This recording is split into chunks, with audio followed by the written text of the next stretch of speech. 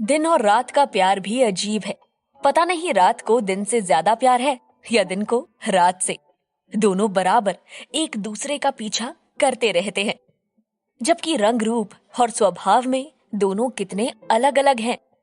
चमकीला गर्म दिन और ठंडी काली रात, पर फिर भी शाम के समय थोड़ी देर के लिए ही सही दोनों मिल ही जाते हैं।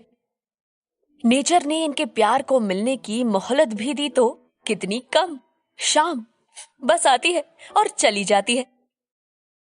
छत पर बैठे बैठे सुल्लू आसमान में छाई सुनहरे रंग की चादर पर अपने मन की डिजाइन बनाते हुए खुद से बात कर रही थी।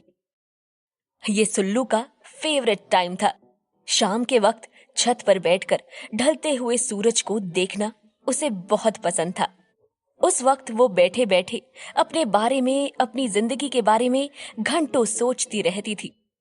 अभी भी वो यही कर रही थी कि उसके फोन की रिंग ने उसका ध्यान ख्यालों की दुनिया से निकालकर रियल लाइफ में खींचा। उसने मोबाइल उठाया। स्क्रीन पर स्नेहा मैम नाम दिखाई दे रहा था। स्नेहा मैम उसकी बॉस है। सुल्लू स्नेहा फैशन हाउस में as a senior designer job करती है। उसने फोन उठाकर कहा, hello ma'am, good evening. Good evening Sullu, तुमसे कुछ खास बात करनी थी। स्नेहा ने कहा, जी मैम कहिए। सुल्लू ने जवाब दिया, सुल्लू कल मुझे एक अर्जेंट काम से मुंबई जाना है, हमारे आने वाले फैशन शो के काम से। मेरी दोपहर 2 बजे की फ्लाइट है। क्या तुम सुबह जल्दी ऑफिस आ सकती हो ताकि मेरे जाने से पहले हम हमारी डिजाइन्स और मॉडल्स को लेकर डिस्कशंस कर लें।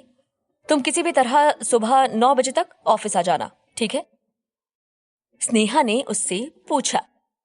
जी मैम श्योर, मैं टाइम पर पहुंच जाऊंगी। सुल्लू ने जवाब दिया, ओके तो फिर कल मिलते हैं।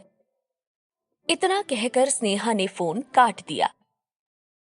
वो छत से नीचे आ गई, डिनर करके अपने कमरे में गई और ऑफिस का जो काम वो लेकर आई थी उसे पूरा करने लगी। फैशन डिजाइनिंग सुल्लू के लिए जुनून था, उसका शौक भी और अब काम भी। पूरे लगन से और मन के साथ वो अपने इस काम को करती थी। अपना काम खत्म करते करते उसे काफी वक्त हो गया था। रात के 1:30 बज रहे होंगे। सुल्लू को एक उबासी आई और नींद और थकान का एहसास हुआ। साथ ही उसे याद आया कि सुबह उसे जल्दी फैशन हाउस पहुंचना है। उसने काम वाइंड अप किया और सो गई। सुबह सुल्लू फैशन हाउस जाने के लिए रेडी हो रही थी। कमबख्त काम खत्म करने का फितूर भी जानलेवा हो जाता है कभी कभी। रात को देर तक काम करने की वजह से सुबह नींद ही नहीं खुल पाती वक्त पर। ऊपर से मम्मी और दादी का चिल्लाने का रियाज। सुबह की क्या, पूरे दिन की 12 बजा देती हैं। आज फिर वो लेट हो गई थी। मीटिंग 9 बजे है और 8:30 यहीं हो गए हैं। उसने झुंझुलाकर सोचा। उसे खुद पर बहुत गुस्सा आ रहा था। ऊपर से मम्मी की एक पराठा खाकर जाने की जिद। ओह गॉड, कभी कभी तो लगता है अपनों का प्यार भी जुल्म हो जाता है लाइफ में। सुल्लू भागते भागते पैरों में आधे पहने सैंडल और भगवान के भरोसे कंधे पर टिके हैंडबैग को जैसे तैसे संभालते हुए स्कूटी स्टार्ट करने लगी। ये भी मुई जब जल्दी होती है तभी नखरे दिखाती है। मन ही मन चिढ़ते हुए सुल्लू अपना पूरा गुस्सा किक पर निकालने लगी। अचानक किसी छोटे बच्चे के रोने की तरह तीखी आवाज में स्टार्ट होकर स्कूटी अपने मन का गुब्बार मतलब काला धुआं छोड़कर चलने को तैयार हो गई थी। गाड़ी की इस रुलाई की आवाज मतलब स्टार्ट होने की आवाज किचन तक पहुंची और माँ का चित परिचित स्वर गूंजा, सुल्लू। सुल्लू को पता था कि इस आवाज पर ध्यान देने का मतलब है देर में और ज्यादा देर हो जाना। उसने कानों को हेलमेट के कवच से ढका और तेजी से ऑफिस की ओर चल दी। उसके घर से ऑफिस की दूरी 10 किलोमीटर के लगभग थी। वैसे तो सुल्लू ये दूरी 15 मिनट में पूरी कर सकती है, पर यह कमबख्त सुबह का ट्रैफिक उसका साथ नहीं देता और यही दूरी तय करने में उसे आधा घंटा लगता है। सुबह सुबह मानो हर किसी को कहीं ना कहीं पहुंचने की जल्दी होती है। ऊपर से ये स्कूल बसें, हुफ। सुल्लू को बहुत इरिटेशन हो रही थी। उसने एक स्कूल बस को ओवरटेक किया और आगे बढ़ी। आज हर कोई जैसे उसे लेट करवाने की साजिश कर रहा था। तभी तो जिस भी सिग्नल पर पहुंच रही थी वो रेड मिल रहा था। हर सिग्नल पर उसे कई मिनट तक वेट करना पड़ रहा था। जनरली तो एक आध सिग्नल उसके निकलते वक्त ग्रीन मिल ही जाते थे, जिससे वो बिना रुके निकल जाती थी। पर आज जाने कैसे पहुंचेगी वो वक्त पर ऑफिस। वो ऑफिस से कुछ 2 किलोमीटर की दूरी पर होगी कि सामने उसे जाम लगा हुआ मिला। उसने गाड़ी को मेन रोड से लेफ्ट की ओर एक गली में मोड़ दिया। उसे अब तक सारे रास्ते और शॉर्टकट याद हो चुके थे।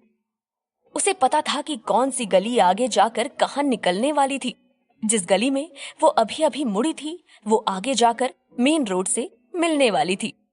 उसने अपनी स्पीड और तेज कर दी। देर होने की वजह से उसे अब घबराहट सी होने लगी थी। पेट में जैसे अजीब सी हलचल मच रही थी।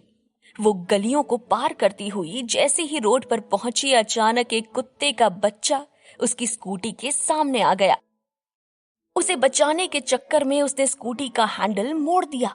स्पीड तेज होने की वजह से वो गाड़ी को संभाल नहीं पाई और एक कार उसकी स्कूटी से आ टकराई।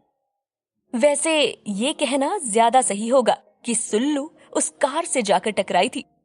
सुल्लू स्कूटी समेत नीचे गिर गई। उसके हाथ में चोट आ गई थी। उसे तेज दर्द का एहसास हो रहा था। बॉडी के किस पार्ट में ये तो पता नहीं, पर हाँ, उसे चोट लगी थी, इतना उसे समझ आ रहा था। उसने थोड़ा संभल कर उठने की कोशिश की। उसने देखा उसके चारों ओर भीड़ इकट्ठा हो गई थी। किसी ने उसकी स्कूटी को उठाकर साइड में खड़ा कर दिया। सब उसी की ओर देख रहे थे और ये पता लगाने की कोशिश कर रहे थे कि गलती किसकी है। तभी कार के ड्राइवर ने बाहर आकर सुल्लू को झिड़का। अरे इतनी तेज गाड़ी चलाने की क्या जरूरत थी? जब गाड़ी संभलती नहीं है तो? कार की हेडलाइट टूट गई, उस पर डेंट लग गया बड़ा सा, इसका नुकसान कौन भरेगा? उसकी बातें सुनकर सुल्लू को बहुत तेज गुस्सा आया। एक तो उसे बहुत चोट लगी थी जिस पर से अब खून आने लगा था, और ऊपर से ये ड्राइवर 4 बातें सुना रहा है। वो कुछ बोलती उससे पहले किसी ने पीछे से ड्राइवर को आवाज दी। सुरेश, ये क्या तरीका है किसी लड़की से बात करने का? ये अभय था। अभय ने सुल्लू के पास आकर उसकी उठने में मदद की। फिर उसने सुल्लू से कहा, आई एम सॉरी, आपको ज्यादा चोट तो नहीं लगी?